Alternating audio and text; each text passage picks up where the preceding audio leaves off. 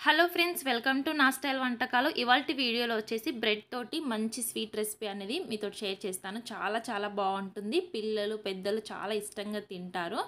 ముందుగా దీనికి కావాల్సింది ఒక హాఫ్ లీటర్ పాలన్నమాట. చిక్కటి పాలను తీసుకోవాలి, వాటర్ కలపకుండా.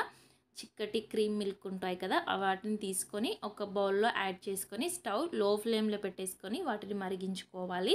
అంతలోపు ఒక మిక్సీ జార్ తీసుకొని ఒక 5-6 బాదం, అదేవిధంగా ఒక 3 యాలకులు, తర్వాత దీంట్లోకి పండు ఖర్జూరాలు ఉంటాయి కదా, వాటిని తీసుకోవాలన్నమాట.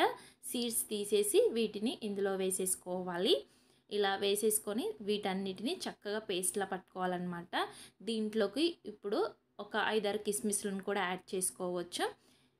ఇవి హోమ్మేడ్ కిస్మిస్ అన్నమాట. నేను ఆల్రెడీ ఛానల్లో పెట్టాను వీడియో, కావాలంటే చూడండి. ఇలా వేసుకున్న తర్వాత దీంట్లోకి ఒక హాఫ్ గ్లాస్ వాటర్ వేసుకొని మెత్తటి పేస్ట్ లాగా రెడీ చేసేసుకోవాలి. వీటన్నిటిని ఇలా మనకి పేస్ట్ అనేది ఈ విధంగా రెడీ అయిపోతుంది. ఇప్పుడు దీన్ని పక్కన పెట్టేసుకొని ఒక బౌల్ తీసుకొని దాంట్లోకి ఒక హాఫ్ గ్లాస్ వాటర్ వేసేసుకోవాలి. తర్వాత దీంట్లోకి కస్టర్డ్ పౌడర్ని ఒక 2 టేబుల్ స్పూన్ యాడ్ చేసుకొని చక్కగా ఉండలు లేకుండా దీన్ని కలిపేసుకోవాలి. మీరు ఏ ఫ్లేవర్ అయినా యూజ్ చేయొచ్చు. ఒక 2 టేబుల్ స్పూన్ వేసుకొని ఈ విధంగా కలుపుకొని దీన్ని కూడా ఇలా పక్కన పెట్టేసుకోవాలి. నేను వెనిలా ఫ్లేవర్ తీసుకున్నాను అనమాట. మీకు ఏది నచ్చుతుందో ఆ ఫ్లేవర్ చూస్ చేసుకుంటే బాగుంటుంది. తర్వాత మనకి ఇంతలోపు పాలు అనేవి చక్కగా మరుగుతూ ఉంటాయి. ఒక 2-3 పొంగులు ఈ విధంగా వచ్చే వరకు ఉంచుకొని తర్వాత దీంట్లోకి షుగర్ యాడ్ చేసుకోవాలి. టేస్ట్కి తగ్గట్టు షుగర్ వేసుకోవాలి. ఇక్కడ నేను హాఫ్ లీటర్ పాలతోటి చేస్తున్నాను. 1 కప్ షుగర్ వేసుకుంటున్నాను అనమాట. మీరు కొంచెం షుగర్ ఎక్కువగా తినే వాళ్ళైతే ఎక్కువ వేసుకోండి, తక్కువ తినే వాళ్ళైతే తక్కువ యాడ్ చేసుకోండి. ఇది మాత్రం పర్ఫెక్ట్ టేస్ట్ ఉందన్నమాట.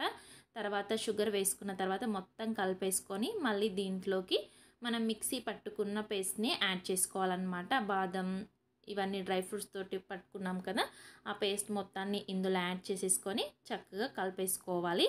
ఇలా కలుపుకొని ఒక 2 మినిట్స్ పాలు మరిగిన తర్వాత ఇప్పుడు దీంట్లోకి కస్టర్డ్ పౌడర్ వాటర్ని మనం మిక్స్ చేసి పెట్టుకున్నాం కదా, దాన్ని కూడా యాడ్ చేసేసుకోవాలి. ఇలా యాడ్ చేసేసుకొని దీన్ని కూడా మొత్తం మిక్స్ చేసేసుకోవాలన్నమాట. ఇలా మిక్స్ చేసుకుంటూ పాలను మరిగించుకోవాలి.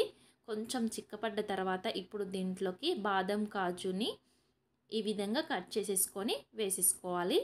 స్లైసెస్లా కట్ చేసుకొని ఈ విధంగా యాడ్ చేసేసుకుంటే బాగుంటుందన్నమాట. ఇలా కలుపుకుంటూ పాలు అనేవి ఇలా చిక్కపడాలన్నమాట.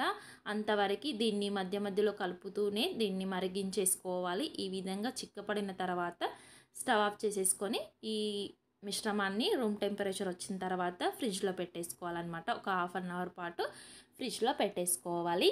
తర్వాత బ్రెడ్స్ తీసేసుకొని ఈ బ్రెడ్స్ని చక్కగా ఇలా ఈ షేప్లో కట్ చేసుకోవాలి. మీకు ఇష్టమైన షేప్లో వేసుకోవచ్చు. నేను మాత్రం ఇలా కట్ చేసుకుంటున్నాను. చాలా సింపుల్ రెసిపీ అనమాట.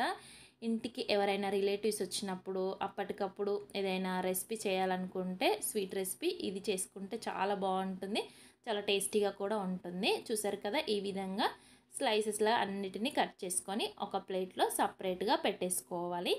తర్వాత దీనికి ఫ్రై చేయడానికి కావాల్సినంత ఆయిల్ కడాయిలో వేసేసుకొని బాగా హీట్ అయిన తర్వాత ఈ బ్రెడ్స్ అన్నిటిని దీంట్లోకి యాడ్ చేసేసుకొని చక్కగా కలర్ చేంజ్ అయ్యేంత వరకు వీటిని 2 సైడ్స్ వేయించుకోవాలన్నమాట.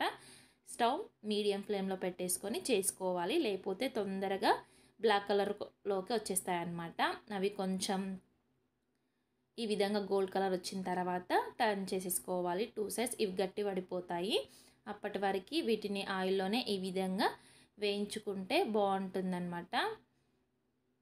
ఇలా అన్నిటినీ టర్న్ చేసిన తర్వాత ఇంకొక 2 మినిట్స్ అటు సైడ్ వేగిన తర్వాత డిష్ అవుట్ చేసేసుకోవాలి.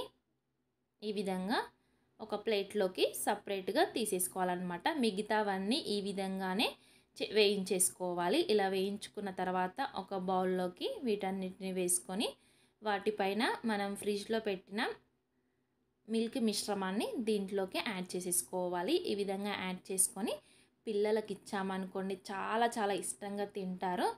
ఈ రెసిపీ మీకు నచ్చినట్టయితే లైక్ చేయండి, షేర్ చేయండి. Thank you for watching friends.